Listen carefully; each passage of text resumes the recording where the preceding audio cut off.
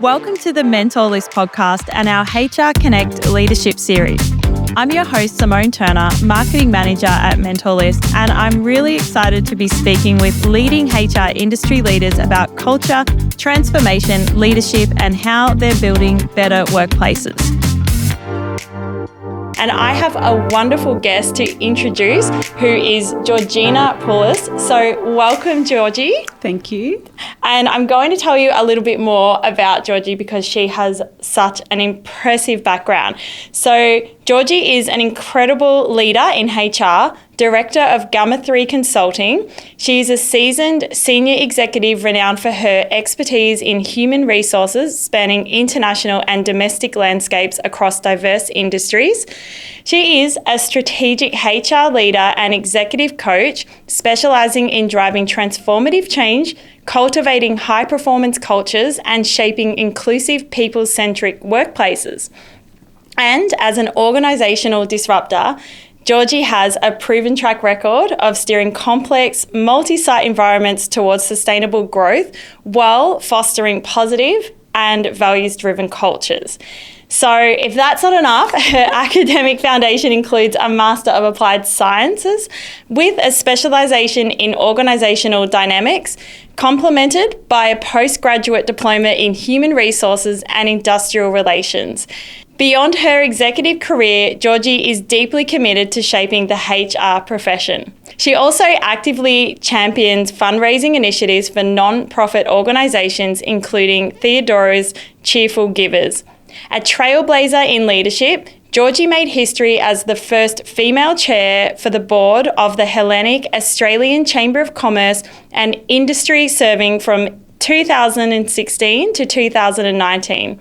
Her visionary leadership continues to leave an incredible mark on organisations she serves and the broader HR community.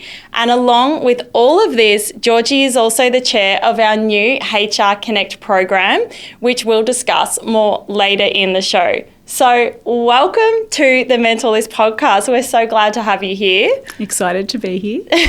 And I thought we'll start from the very beginning because your career is absolutely incredible. So what first drew you to a career in human resources, and how has your view of the profession evolved over the years? So I actually started out in operations, and actually very early on I worked for my parents, at the age of 10 selling dresses.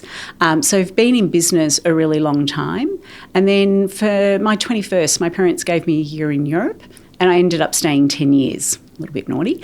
And in that time, I worked for a Dutch restaurant company, which primarily was my background in hospitality through my parents' family business.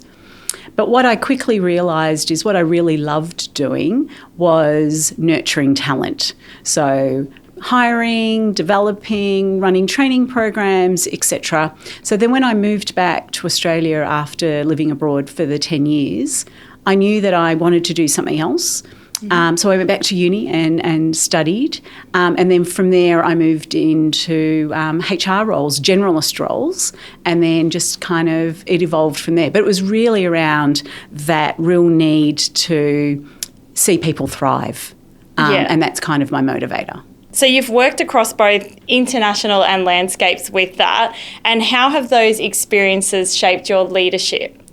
You definitely have a greater appreciation for diversity and inclusion, for culture, for the nuances, for the complexities of running, a function across countries and landscapes. So I think it's helped me become more patient. It's helped me become more aware. It's given me a broader lens to learn from other cultures and then embed those learnings across the board.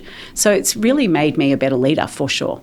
Amazing. Is there anything, any experience within, in any of the roles or any of the leadership roles that you've played that has really stood out to you? Definitely my role when I was the Global Director of People at T2, where I I had a global portfolio. I had teams in Italy, I had teams in the Netherlands and teams in London and here locally, working the night shift. You'd do the day shift and then you'd be on call or you'd be having meetings, in the evenings. But that really shaped me to think differently about people initiatives. It wasn't I'm just going to roll this out. So it was think global, act local was kind of my mantra around that. So what could I take from the learnings of what we were learning abroad and bring them back domestically and vice versa? Amazing. And I feel like that, learning from different cultures and, like you said, bringing that back into different workplaces or different settings, it adds so much value, because sometimes we can only learn so much in one country sometimes as well. It's really rich and you learn about yourself, you learn about your own biases, you learn about your own tolerances. And look, and being someone from immigrants, I am also the other. So, you kind of embrace your own heritage and learnings and how you weave that into the way that you work. Yeah, absolutely. And then speaking of, I guess, gaining different experiences, you're also described as an organisational disruptor. Yep. So what does disruption mean in the context of HR and leadership in that? So for me, it's really around questioning what no longer serves us. So what don't we need? How can we think differently around that? But also around purposeful evolution, so change with purpose. And I think if you can bring that mindset in, which I do, and I love change and I love thinking about things differently, but with purpose. Yes, I absolutely love that, because there's definitely, change is great, but there has to be a reason and it has to benefit, the people and company, of course, as well. And how do you lead an organisation through change? Clarity and courage. I think they're the first two things, coupled with storytelling. I think a great change agent needs to be a great storyteller, and we need to start with the why, like why are we doing this? Yes. What's in it for me? What's the imperative for change? What's the call to action? And what does the future state look like? And I think if you don't have that, then people won't come on board. And in change, you need to be really courageous, because you've got to make hard calls, because you're not going to please everyone. And you need to know that. You can't take it personally. You need to be able to kind of take time to reflect on what's happening in the organisation, really active listening, but really be able to tell that story around why the change is important. Yeah, absolutely. And sometimes, as much as we are coming in with such a positive mindset about change, it isn't always welcome. So, how do you bring those people on board during those periods of resistance or uncertainty? I think you have to meet them where they're at. So really understand that in that change curve, everybody is in a different place. So meeting where people are at. Secondly, you really need to listen. And I know I mentioned that earlier, but really actively listening to what's going on. Continue to communicate. And repetition is king, queen, and everything in between. So keep repeating those key messages, particularly around the why, and then starting to localise it to what really is important to the different cohorts that you might be dealing with. And everyone's going to resist change because it's change. Yeah. We like our comfort zone. Absolutely. and that's okay. Yeah. But you need to be ready for it and be prepared. And sometimes it goes really well and you've got some answers, and other times you don't. And it's okay to say, I don't know that. Can I come back to you? Or, hey, we haven't considered that. That's a really good point that we now need to take into account. And how can we pivot that in or make the changes that we need? And I think if you do that, you really gain respect of your workforce because they feel heard. And that's the most important thing, right? People want to feel heard. They want to feel like they belong. They want to feel like they have a voice, particularly in the change when they feel like there's no control. So if you can play back what you've heard, then they start to feel more in control. They get further buy-in to the change, and then ultimately we get the result where we want to be. Yeah, absolutely. Because I think, like you said, building that inclusive, people-centric workplace is so important, but feeling heard and knowing that you are not just being told what to do, but you're a part of that change and maybe speaking to them also in their language as well, that they 100%. Understand. Yeah, sure. Yeah. And what would you say that would look like coming into a setting like that, maybe in a past experience that you've been in before? Yeah, so for me it's around shared decision making. So getting people to feel connected to that change. And when you want to have an inclusive environment, if people can feel connected and feel like they are contributing and adding value, that comes through shared decision making. The second piece is creating an environment where people can bring their true self to work and be their true self.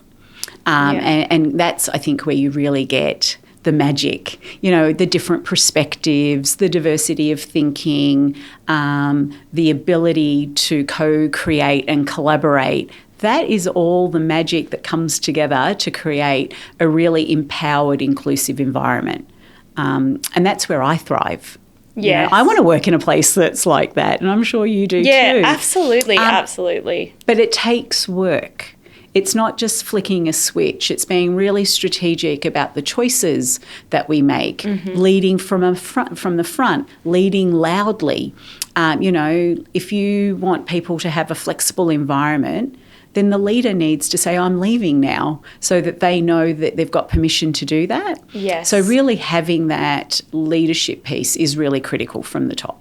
Yeah, I 100% agree. And I feel like, I'm not sure about you, but I feel like thinking back to what I knew about HR, I feel like it's really evolved, and the role that someone does play has evolved so much. And I was just wondering, what were your thoughts, I guess, maybe when you first landed in the industry to now? How do you feel it's evolved?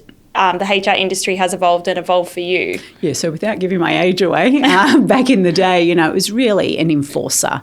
It was personnel, it was hiring, firing, policy, etc. Whilst they're all important, but the table, it has shifted to being an enabler role. And I think if leaders at the top, the strategic people leaders are really shifting the dial there, and that saying, a seat at the table. I think we've always had the seat at the table. It's the value that you add now, and really having a strategic mindset, being commercial is super important. Understanding your numbers, understanding the business, and being an enabler rather than the enforcer that always said no.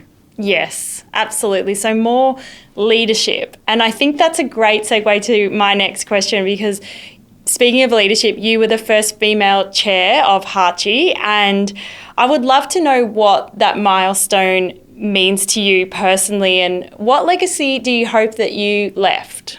Well, firstly, I was really proud. A really proud moment for me to be the first female chair in what was, a highly dominated male environment. The legacy that I hope I've left behind has opened the door to having more women. So the current chair is female, which is really exciting. There are more female board members sitting around the table now for Hachi. I was also, really privileged to introduce the first Women in Leadership series for Hachi, so really shifting a light on women in leadership within the Hellenic community. There's also an award for women in leadership at the annual Hachi Gala, so that's really exciting. So what they say is, as a younger person, if you get to see your mirror image in leadership roles, then you've got aspirations. So whether it's diversity or whether it's gender or whatever it might be. So knowing that I was a female leader that kind of did something that's a first, hopefully others can see that they can do that too. Yes. And it was I was really honoured about that. It was just a really great experience. So with that and leaving that legacy behind, which is so phenomenal. When it comes to that boardroom experience that you did have, what would you say has had the biggest impact on your executive leadership now? Yeah, a couple of key takeaways. One is strategic thinking, for sure. Two is a disciplined mindset. Governance. I learnt a lot about governance. I actually learnt a lot about governance when I worked in local government as well, but definitely in the boardroom, and commercial thinking. They're my key things that I really felt like I could take from work into the boardroom and from the boardroom back into the workplace. And also, I think the other piece was having a diverse voice at the table. So following on from leadership, something else really exciting that you're working on is our HR Connect program. And so why would you say that right now is the right time to launch this program? So I think it can be really lonely for a CPO. And I know from my own experience, when I've gone to other networking events, there's information shared and you get to meet some really great people. And yes, absolutely, there's learning that you get from that. But when you're in an organisation and you're running a leadership program, and maybe it's an executive offsite like I've just recently held, you're not in it. You're a member of the team, but you're also kind of facilitating, you're checking if the catering's arrived, you might be taking notes, so you don't get the full experience. And so what I think is so awesome about HR Connect and partnering with the Mentor List is that it's a learning opportunity, a space we've created for chief people officers, HR directors, executives, etc., to come together for peer-to-peer learning, but to also engage with amazing thought leaders. That is a space that's created for us to learn. Yes. And not just about HR, but about business and commercial thinking and critical thinking and designing really great experiences, which is what we need to be doing now. AI is coming in. I love AI. It's going to bring in so much, and it already has so much automation and freeing up time. But what we need to be continuing to do, and you said earlier what's shifting, in the role of HR, and whilst we're enablers, we also need to be designing these in-person and virtual experiences that bring people together. So by creating the HR Connect, we're creating an experience, number one, so we're actually living that, but we can take some really great learnings, both from the thought leaders and from the peer-to-peer connection back into the workplace. So with HR professionals, and I think that's another reason why we wanted to launch this program, is you give so much back to everyone else, but you often don't take time out for yourself and to really, maybe put some personal development and reflect on yourself. And I think that's so important. And it's probably one of the industries where we don't always do it enough. Oh, I agree. And you wear so many hats. You could be a counsellor one day, you're a recruiter the next day, you're designing something else, you're trying to be strategic, you're on the tools, and you don't take time out. I'm guilty of that, absolutely. So how do we continue to learn in a way that's meaningful? So, life is fast. And information now is in bite size. So to really take the time to spend a couple of hours together where we are not interrupted, I guess, and really present, I think is really precious. And over the last couple of years, as we've been doing it in a more informal way, my colleagues have really loved it. And so now bringing it in to a more formal kind of process, I'm really excited for what's possible and the learning and the curiosity. And, they used to say, or people do say, knowledge is power, but I actually think the sharing of knowledge is power. And how can we be generous in that learning? Yeah, absolutely. And those lived experiences by other people, because that's how we learn so much. So I thought I would introduce HR Connect a little bit more and tell people who are listening what it actually is about. So what HR Connect is, well, we're going to have 2 amazing memberships. The online version, you'll get 4 90-minute online live stream sessions facilitated with a guest mentor. We'll also have invitation to all our online events, which are live online with our mastermind community. And then we'll have in-person state-based networking events. And these are incredible because there's people coming from all over Australia. So if you just happen to be in Sydney, you can go to the New South Wales Art Gallery event that we're hosting, or maybe it's the AFL event. And then, of course, exclusive access to our Max Masterclass series, and they are amazing. So check them out online.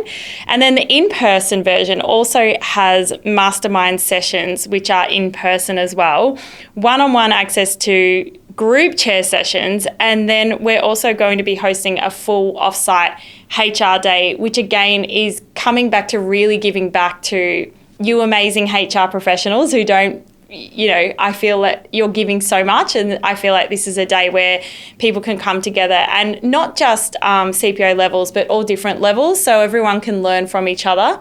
So we're really excited about that. And I'd love to know, from your perspective, what's the added value for the in-person component of our memberships? Yeah, absolutely. So I think the online version is really inclusive. Everyone who might be time poor or interstate or aren't quite sure if it's for them, I think that offering is amazing. But the value add for HR Connect Plus is where that coming together and spending those 4 sessions, whether it's 90 minutes or a couple of hours, the format we're still kind of fleshing out, I think. But having that in-person time, peer-to-peer, where we're learning off someone else, filling up our kit bag, time for us, I think is really invaluable. But the added special thing, and that's the beauty of co-creation. So, as we were catching up a couple of weeks ago, we had another HR colleague in who gave us a fabulous idea. Yeah. And that was the team day. And that is really magic because, yes, we want to be dealing with other CPOs and really forming that community. But the beauty of succession and developing others is bringing them along. So that team day where you get the opportunity to bring a couple of your team members along to interact with other senior leaders, not only great for them, but great for us. So I'm a big believer in reverse mentoring, since we're here at the mentor list. Yes. Really important because there's so much we can learn from, our other colleagues, our team members, people that are starting out who think differently, who have different experiences. And so bringing those cohorts together, they get an opportunity to interact with some really awesome senior people, and we get the opportunity to be nurturing talent, to be giving back, but to also be learning. So I think that's the big bonus. Absolutely. And I think someone coming in who is maybe new to their career and then getting to hear from people like yourself, that I know for me, like it's starting out in my marketing career or just listening to someone who has that experience is sometimes, honestly, the best education you can actually get. Oh, absolutely. And when we talked earlier about inclusive environments and the legacy, etc., again, going back to, that is possible. They started out like I started out, or whatever it might be. I think that opportunity to connect in a really lovely space that we're going to be creating is, really different to what's currently out there, and I'm really excited by it. Well, I'm excited as well. And something else I'm excited about within this membership as well is our CPO mastermind session. So I'd love to know from your perspective, I guess who typically participates in these mastermind sessions, and why would someone listening be excited about them as well? So back, it was probably about maybe a year or so ago, we hosted one here. So Martin Bean, who's part of the mentor list, he ran a 2-hour session for a cohort of chief people officers, HR leaders, and the feedback from that group was just like, it was practical, it was for them, they could take things back. We all had conversation. So having access to leaders like Martin was phenomenal. And so the mastermind sessions around tailoring content to CPOs 4 times a year to be able to learn, to share, to take things away, to contribute to each other, I think is going to be so great. Yeah, definitely. And leaders like such as yourself and Martin Bean, and we've got so many amazing mentors and chairs that are a part of the mentor list who will be contributing to this program as well. So exciting. Yeah, so exciting. And to have access to CEOs, I think, is another really important piece. So really to pick their brain around, what's keeping you up at night, what's happening in your organisation or what's in the organisations that you've worked for, to really be able to then take that back and implement it back into workplaces is a gift. Yeah. Yeah. And yes. I think...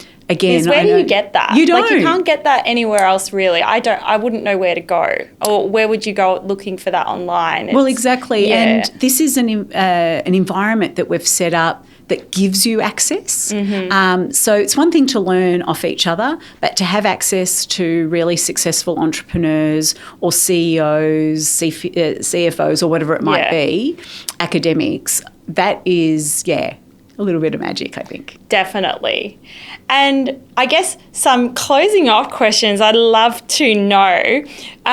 For anyone looking to grow, other than, of course, HR Connect, you have to check that out once we launch that online, because it's just so exciting. So I think by the time this podcast is out, it should be online, which is super exciting. But for any HR professionals looking to grow in today's fast-changing world, what is one piece of advice that you would give them? Oh, I don't know if I've got one, but if I was telling my younger self, it would definitely be stay human, be purpose-led, and be commercial.